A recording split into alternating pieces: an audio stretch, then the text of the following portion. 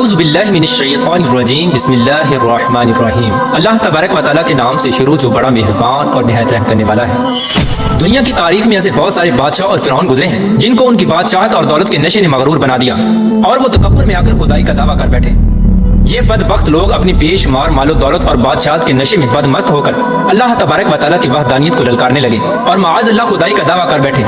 اس کے باوجود بھی اللہ تبارک و تعالیٰ نے ان کی طرف بے شمار انبیاء کرام کو مبعوث فرمایا اور ان کو ہدایت کی طرف بلایا، لیکن یہ بدبخت لوگ اپنی سرکشی اور انا پر اڑے رہے اور اللہ تبارک و تعالیٰ کی وحدانیت کا انکار کرتے رہے۔ پھر جب یہ لوگ قابل ہدایت نہ رہے تو اللہ تبارک و تعالیٰ نے ان بدبخت لوگوں کو عبرت کا نشان بنایا اور ان لوگوں کو تباہ و برباد کر کے رکھ دیا اور ان لوگوں کے نام و نشان کو صفحہ ہستی سے مٹا دیا۔ اللہ تبارک و تعالیٰ نے ان جھوٹے خدائی کے دعوے داروں کو ایسی عبرت ناک موت دی کہ آج بھی لوگ ان سے عبرت حاصل کرتے ہیں۔ پیارا دوستو، خدائی کا دعویٰ کرنے والے بدبختوں میں سے ایک بدبخت شداد بھی تھا جس نے اللہ تبارک و تعالیٰ کی وحدانیت کو للکارا اور سرکش اور نافرمان ہو گیا۔ پیارا دوستو، شداد کون تھا اور کس طرح اس نے اللہ تبارک و تعالیٰ کی نافرمانی کی اور خدائی کا دعویٰ کیا، اور کس طرح اس نے دنیا میں اپنی جنت تیار کی اور اس کی بنائی جانے والی جنت کتنے سالوں میں تیار ہوئی، اور پھر اللہ تبارک و تعالیٰ نے اس بدبخت کو کس طرح دنیا کے لیے عبرت کا نشان بنایا اور اس بدبخت کا انجام کیا ہوا، اور پھر کس طرح ملک الموت علیہ السلام نے دردناک طریقے سے اس کی روح قبض کی۔ پیارا دوستو، ان تمام تر سوالات کے جوابات قرآن و حدیث کی روشنی میں آج کی اس ویڈیو میں ہم آپ کو بتائیں گے، لہٰذا آپ سے گزارش ہے کہ ہماری اس ویڈیو کو اینڈ تک ضرور دیکھیے گا۔ پیارا دوستو، شداد اس قوم کی نسل میں سے تھا جو دنیا کے سب سے طاقتور ترین قوم تھی، جس کو قوم عاد کہا جاتا ہے۔ اس قوم کے بارے میں اللہ تبارک و تعالیٰ قرآن پاک میں ارشاد فرماتا ہے کہ ان کے جیسی قوم نہ اللہ تبارک و تعالیٰ نے ان سے پہلے پیدا کی اور نہ ہی ان کے بعد کسی قوم کو پیدا کیا۔ قوم عاد احقاف کے اندر آباد تھی۔ احقاف ایسی جگہ تھی جہاں ریت کے بہت ہی بلند و بالا ٹیلے تھے، اور احقاف کا یہ علاقہ یمن اور عمان کے درمیان بکھرا ہوا تھا۔ اس علاقے کے اندر قوم عاد 8,500 سال پہلے آباد تھی۔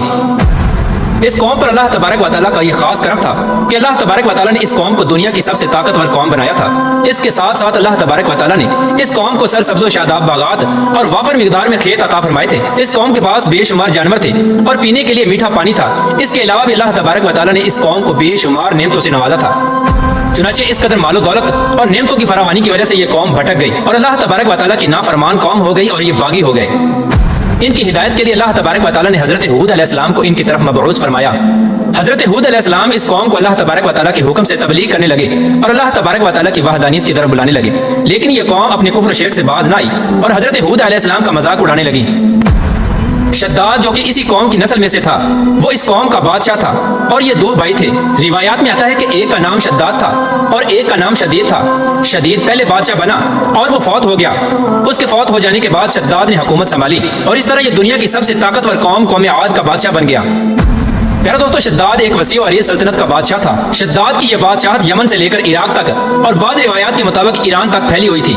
شداد نے اپنی طاقت کے زور پر بڑے بڑے بادشاہوں کو اپنے زیر کر لیا تھا۔ چنانچہ اس بدبخت کو حضرت ہود علیہ السلام نے سمجھانے کی بہت کوشش کی، لیکن اس کا دل بھی بند تھا۔ چنانچہ جب حضرت ہود علیہ السلام نے شداد کو اللہ تبارک و تعالیٰ کی وحدانیت کی طرف بلایا اور ایک خدا کی عبادت کرنے کا حکم دیا، تو اس وقت شداد اور حضرت ہود علیہ السلام کے درمیان ایک زبردست مکالمہ ہوا، جس کے نتیجے میں شداد نے حضرت ہود علیہ السلام سے پوچھا کہ اگر میں اللہ تبارک و تعالیٰ پر ایمان لے آؤں تو مجھے کیا حاصل ہوگا؟ تو اس وقت حضرت ہود علیہ السلام نے شداد سے فرمایا کہ تم پر جنت حلال ہو جائے گی۔ جنت کا نام سنتے ہی شداد حضرت ہود علیہ السلام سے پوچھنے لگا کہ یہ جنت کیا ہے؟ تو حضرت ہود علیہ السلام نے شداد کو جنت کا نقشہ بتایا اور جنت کی نعمتوں کے بارے میں شداد کو بتایا۔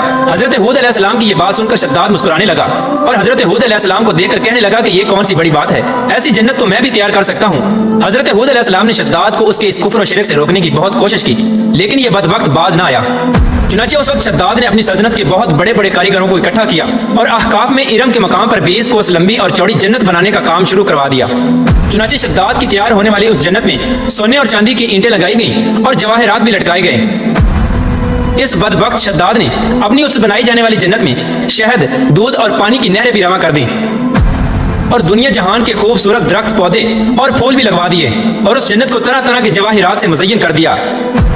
قوم عاد چونکہ پہلے ہی بلند و بالا پہاڑوں کو تراش کر محلات بنانے کے اندر ماہر تھی اور شداد کی سلطنت میں تو یہ فن عروج پر تھا۔ چنانچہ ریت کے ان بلند و بالا ٹیلوں پر بہت بڑے بڑے ستون کھڑے کر دیے گئے اور ان بلند ستونوں پر بڑی بڑی سونے اور چاندی کی عمارتیں بنا دی گئیں۔ شداد نے یہ فیصلہ کیا تھا کہ جب تک اس کی بنائی جانے والی جنت تیار نہ ہوگی اس وقت تک وہ اپنی جنت کے اندر قدم نہیں رکھے گا۔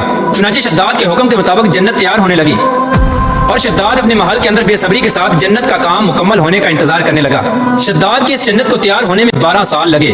12 سال کے اندر جب یہ جنت مکمل تیار ہو گئی اور اس کو طرح طرح کے ہیرے جواہرات سے مزین کر دیا گیا اور طرح طرح کی خوبصورتی سے مزین کر دیا گیا، تو اس وقت شداد کو اس کی جنت کے تیار ہونے کا پیغام پہنچا دیا گیا۔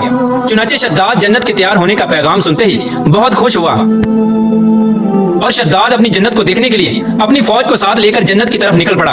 چنانچہ شداد ابھی جنت کے دروازے پر پہنچا ہی تھا کہ اس نے اپنے سامنے ایک شخص کو کھڑا دیکھا۔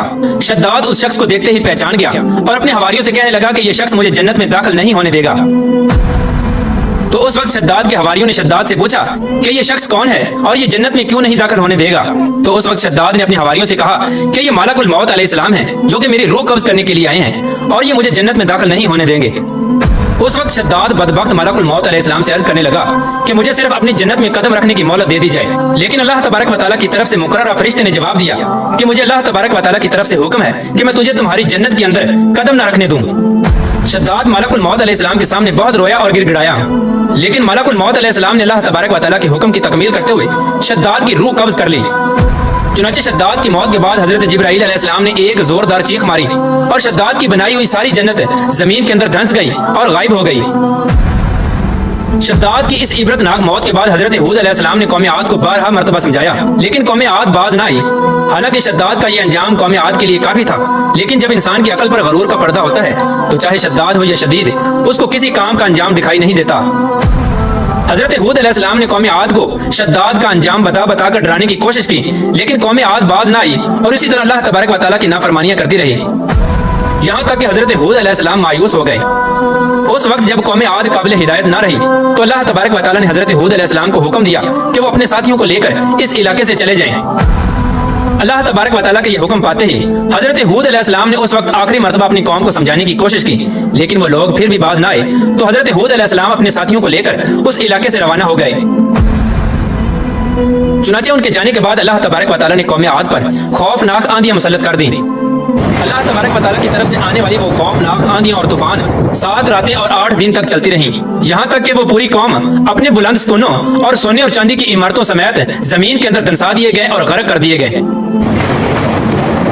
اور اللہ تبارک و تعالیٰ نے اس قوم پر اس قدر دردناک عذاب نازل فرمایا کہ اس قوم کا نام و نشان تک نہ رہا۔